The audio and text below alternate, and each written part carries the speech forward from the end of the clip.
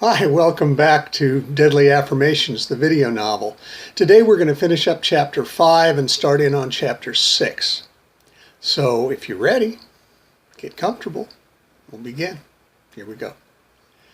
Almost as soon as they had finished the joint, the timer dinged in the kitchen. The two women walked together into the kitchen to prepare the mimosas and quiche. Patience mixed the mimosas and took the jars to the dining table. When she returned to the kitchen, Wheezy had set out 2 Stengel pottery floral plates and Art Deco Rogers silver plate knives and forks that Patience took to the table. Wheezy came to the table a couple of minutes later, carrying the quiche with hook and loop pot holders that looked like they had carried 1,000 hot dishes. Wheezy saw Patience looking at the pot holders and smiled. "I made these for my mother when I was about 6 years old on one of those little looms we all had as children." Patience smiled too and told Wheezy, "I remember, I had one too." The women sat and ate the quiche and drank their mimosas. They talked about little things, leaving the murderer out of the conversation. Patience decided that she needn't do anything about Wheezy just now. After all, with that big Viking gas stove, it would be relatively easy to flood Wheezy's little home with gas. Bruno the canary would go first, with Wheezy not far behind. After brunch, Wheezy and Patience washed and dried the dishes and promised to get together again soon. Patience got back on her bike and pedaled home, deciding on the way that she could use a night out. Maybe someplace with a great jukebox to dance to.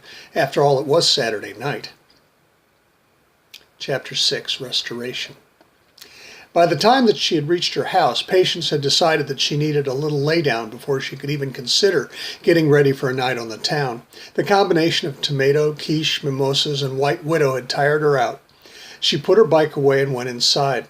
Abraxas was standing on the counter next to the back door waiting for her. She scritched him behind his ear, just the way he liked it, and walked into her bedroom, flopping down onto the wonderfully soft bed.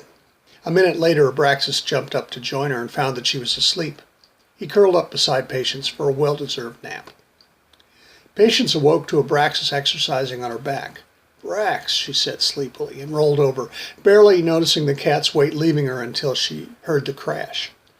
The cat had jumped for the bedside table but had miscalculated, or maybe not, and landed on 2 months, knocking it along with the box of affirmation cards onto the floor. Shaking her head to clear the cobwebs, Patience slid off the bed and knelt on the floor to pick up the book and cards. The book was open, but face down. Lying on the cover of the book was one of the cards. 70. I sow the seeds of peace wherever I go. It took Patience a couple of minutes to gather up the spilled cards and place them back into their box, checking to make sure that all the cards were facing in the same direction.